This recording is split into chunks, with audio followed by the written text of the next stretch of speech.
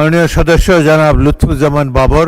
তো আজকে বক্তৃতার জন্য সময় চাইনি। মাননীয় চিফ হুইপ।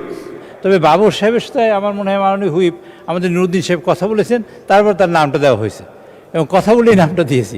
কাজে কথাটা সঠিক না। আমি মাননীয় হুইপ জনাব নুরুদ্দিন অপুর সাথে আমার এই ব্যাপারে কোনো কথাই হয় নাই। মাননীয় সদস্য জনাব লুৎফুজ্জামান বাবর, নেত্রকোনা 4।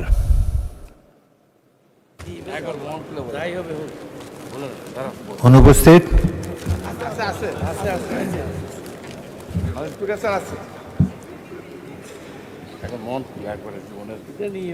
আপনার সময় 10 মিনিট। মাননীয় স্পিকার, আমি তো আজকে বক্তৃতার জন্য সময় চাইনি। মাননীয় চিফ হুইপ, মাননীয় চিফ হুইপ, এই যে তালিকা দেন, প্রথমে ছাপানো, তারপরে হাতে লেখা, কিন্তু বক্তা তো পাওয়া যায় না। মাননীয় স্পিকার, আমাদের মাননীয় সদস্যবৃন্দ সবাই আজকে যাদের তালিকা দিয়েছি তাদের সকলের সাথে কম বেশি কথা হয়েছে এবং আমার মাননীয় হুইপবৃন্দ সবার সাথে কথা বলেছেন, কথা বলেই তালিকা দেওয়া হয়েছে এবং তারা সবাই ওয়েল অ্যাওয়ার। কিন্তু একটা সমস্যা হচ্ছে কি মাননীয় স্পিকার, আজকে মাননীয় প্রধানমন্ত্রীও সংসদে উপস্থিত নেই।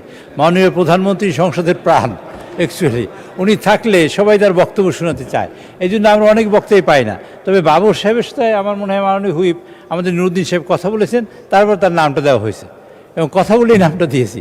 কাজে আজকে মাননীয় স্পিকার, আমি অনুরোধ করছি মাননীয় সদস্যবৃন্দ যারা আছেন তারা যদি বক্তব্য রাখেন, আমরা চেষ্টা করবো মাননীয় প্রধানমন্ত্রীর কাছে এই বক্তব্য পৌঁছে দেওয়ার জন্য, যাতে তিনি শুনতে পারেন যে আমরা কী বলেছেন আপনারা। ধন্যবাদ মাননীয় স্পিকার।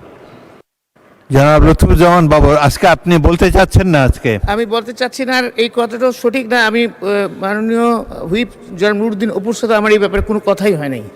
আচ্ছা, ঠিক আছে, আপনি বসুন, আপনাকে পরবর্তীকালে সুযোগ দেওয়া হবে।